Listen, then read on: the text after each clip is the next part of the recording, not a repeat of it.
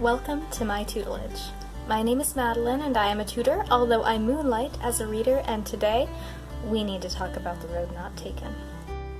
This famous and brilliant poem by Robert Frost is often simplified as the triumph of human individualism, but it's actually a bit more melancholy. First, let me insert the poem so you know what I'm talking about. If you read this poem at your high school graduation to tell people to be non-conformists and take the road less traveled by, that's fine. It's not a bad thing to tell people to do, but it's not the message of the poem. And I know, I hear you say, but Madeline, I took the road less traveled by, and that has made all the difference. And what difference was that? Different doesn't necessarily mean better or worse. If Mary says, "My life would have been so different if I hadn't married John," we don't know if she means that she's thankful or that she regrets it. Different is just different.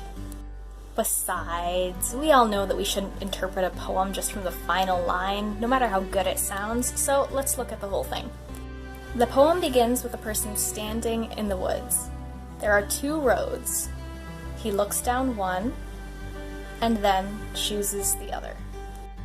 The second road at first appeared to him to be less traveled and grassier, but then he says, as for that, the passing there had worn them really about the same, so they are equal. And he says, both that morning equally lay, in leaves no step had trodden black. And that catches in my chest, because the fresh fallen leaves make the paths look new and fresh, but footsteps will crush those leaves and make them start to decay. The path ahead of you looks perfect until you start to walk down it. He can't stand there forever.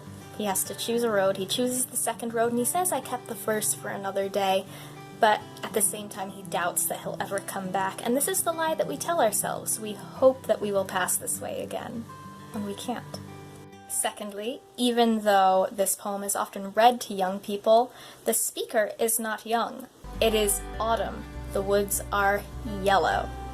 And autumn, though not yet the winter of life, implies middle age. You're not starting out on new journeys anymore, but there can be moments on your current path where the road splits. The name of the poem is The Road Not Taken, not the road less traveled by. He's neither praising nor blaming the path that he took. He's thinking about the one that he didn't take. It's about evoking that human, bittersweet feeling of making a choice that you can't take back. If you liked this video, please subscribe. I post new videos twice a month, and until next time, this has been my tutelage.